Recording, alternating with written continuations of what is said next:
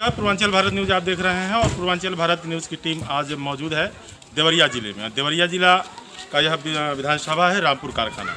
आज बातचीत करने के लिए मौजूद है हमारे साथ दीनानाथ कुशवाहा जी, जन अधिकार पार्टी से हैं और अन्य दलों का सहयोग इनको प्राप्त है। हम इनसे बात करेंगे, जानेंगे कि क्या हालात हैं और इस पर चर्चा भी करेंगे, राजनीतिक समीकरण क्या कहता है। सर, सबसे पहले स्वागत करते हैं आपका हमारे चैनल। जी, आपको भी, आपके चैनल को भी बहुत बहुत बधाई, स्वागत। क्या हालात हैं रामपुर कारखाना विधानसभा की, स्थिति क्या है, समस्याएं क्या है? रामपुर कारखाना विधानसभा में जहाँ जहाँ मैं संपर्क कर रहा हूँ, लोगों का अगाध स्नेह और प्रेम मिल रहा है। मुझे ऐसा लग रहा है कि वर्ष 2002 में जो स्थिति बनी थी, लोग सड़क पर आए थे मेरे समर्थन में, उसी तरह की स्थिति ये हमको दिखाई दे रही है। और चुनाव में प्रक्रिया शुरू हो चुकी है। हमारे लोग जगह जगह जो है प्रचार प्रसार में लगे हुए हैं। अच्छा समर्थन जनता का मिल रहा है। आपने वर्ष 2002 में चुनाव जीता था देवरिया विधानसभा से। क्या परिवर्तन दिखता है तब से विकास के मामले में रामपुर कारखाना का? देखिए, पिछले 5 वर्ष के अंदर जो है मैं ये देखा हूँ कि कोई विकास का काम दिखाई नहीं दिया। सड़कें जो है, जो विकास की कड़ी हैं, वो कहीं भी जो है अच्छी सड़क दिखाई नहीं दी। जो है जहाँ आप ये सड़क देख रहे हैं, ये सड़क जो है आज के 10 साल पहले जो है मेरी देन है इस सड़क को बनाने में। और इस गांव के चारों तरफ जो है ये जो सड़कों का जाल आप देख रहे हैं, ये दीनानाथ कुशवाहा की देन है। योगी जी गोरखपुर जनपद के गृह जनपद है उनका गोरखपुर, और बगल का जिला है देवरिया। कितना नज़र उनका यहाँ पे पड़े। और आपने एक बात कही सड़क की, तो योगी जी ने कहा भी था कि सड़कें 3 महीने गड्ढा मुक्त हो जाएंगी और चकाचक रहेंगी। आपको मैं अगर आपके पास समय होता तो मैं आपको ले चलता और दिखाता कि ये सड़क जो है, सड़क में गड्ढा है कि गड्ढे में सड़क है। जो है आप देखिए, जो है बैकुंठपुर से आप चलिए, जो है नूनखार स्टेशन जो है, वहाँ इतना गड्ढा है कि वो पूरी सड़क जो है गड्ढे में ही तब्दील हो गई है। बैकुंठपुर से जो है भटनी की सड़क आप देख लीजिए, कितनी अच्छी सड़क है, कितनी अच्छी सड़क जो है, जो सड़क का जो ढिढोरा पीट रहे हैं कि हमने अच्छी सड़क बना दी। जो है तो सड़क का निरीक्षण एक बार कर लीजिए, देख लीजिए। जो है कहीं भी कोई भी जो है विधानसभा के अंदर कोई अच्छी सड़क आपको दिखाई नहीं देगी। जो ये हालात किस मुद्दे पे चुनाव लड़ रहे हैं आप, ये थोड़ा सा हमारे दर्शकों को बताने का। देखिए, ये लोकतंत्र है और लोकतंत्र संख्या बल का खेल है।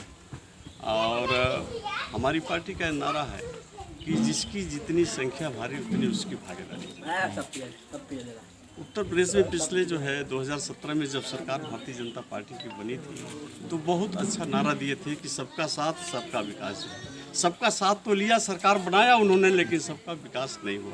आपको हम बता दें कि अभी शिक्षक भर्ती में जो 19,000 पिछड़े वर्ग का वो संवैधानिक व्यवस्था है, और संवैधानिक व्यवस्था के अंतर्गत जो है 19,000 जो लड़कों का जो हक मारा गया है।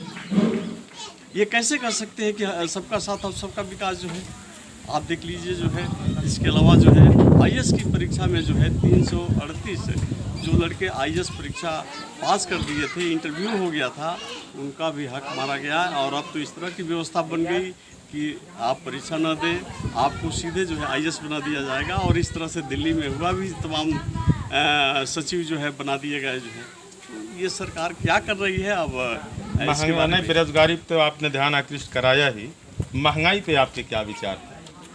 अब महंगाई के बारे में हम आपको बता दें। जो है आप देखिए, जो है डीजल और पेट्रोल जो है, डीजल जब इसके पहले कांग्रेस की सरकार थी, तो डीजल का अंतर्राष्ट्रीय जो ओपेक देश थे, oil and petroleum export country जो है, तो जो वहाँ $120 तक जो है वो कच्चा तेल गया। जो है लेकिन यहाँ डीजल का दाम नहीं बढ़ने दिया।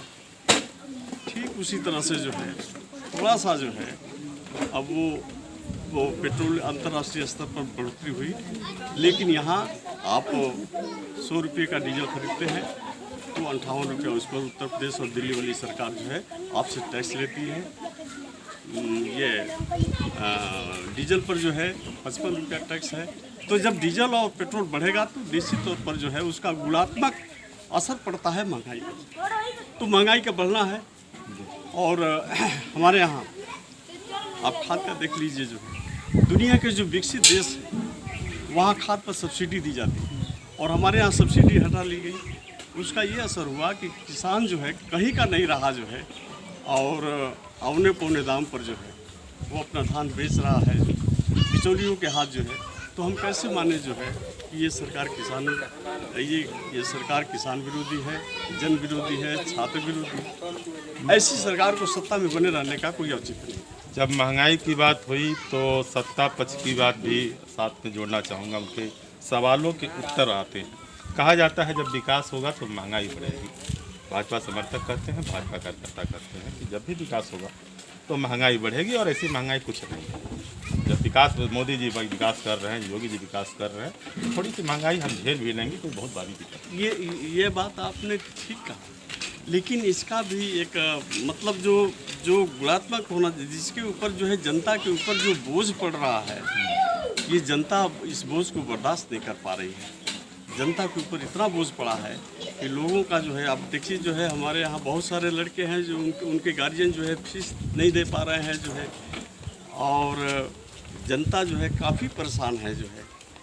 इसलिए मैंने इस बात को कहा जाए जनता के लिए, क्षेत्रीय रामपुर कारखाना की जो क्षेत्रीय जनता है उसके लिए आपका संदेश हमारे मैं रामपुर कारखाना विधानसभा की महान जनता को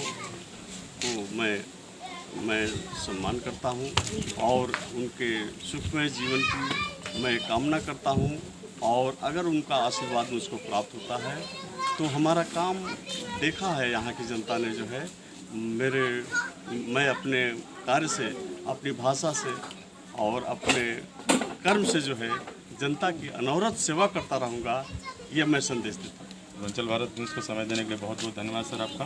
बहुत बहुत धन्यवाद। आप रहे दीनानाथ कुशवाहा जी, और अभी भी हम देवरिया में ही हैं। आगे भी अन्य प्रत्याशियों के विचारों से हम अवगत कराते रहेंगे। जुड़े रहिए पूर्वांचल भारत न्यूज़ से।